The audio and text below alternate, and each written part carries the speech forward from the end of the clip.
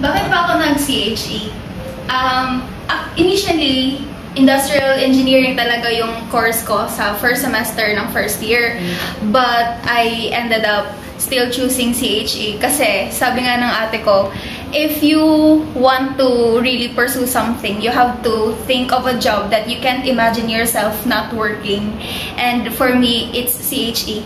Doon ko talaga nahanap yung yung hindi more than passion. It's like where you truly wanted to put your efforts on. Kaya CHE, kahit mahirap.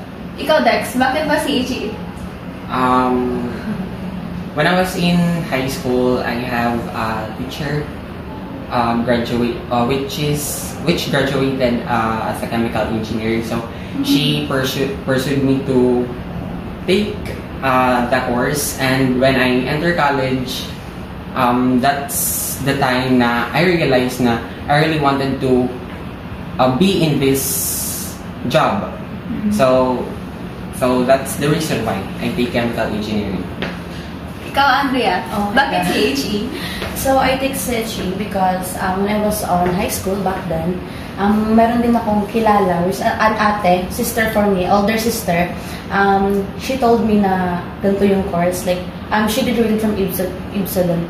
So, sabi niya sa akin na, itong course na to, bagay daw sa akin. So, paano siya naging bagay sa akin? Kasi ako kasing pagkatao is, I'm adventurous, that gusto ko din yung, in a way na challenging, and of course, makakaproduce din ako ng product in a way na makakatulong, not just in mga tao, at the same time dun sa environment. Since CHE, di ba, nagpo-produce tayo ng researches na dapat nakakatulong in a way. And then of course, ito rin one time. So yung yung mama ko, meron siyang barkada. So yung yung barkada niya isa is chemical engineering. So graduate. So yung field niya is sa food industry. So I was amazed about the food, like meron pa experience din yung mga ganun-ganun. Tapos pag the way niya mag-process from input to output, like magic yung pag ganun. So gusto ko maging ganun. Like, how does it work? Yung ganun ng mga question. Kaya gusto ko mag-search.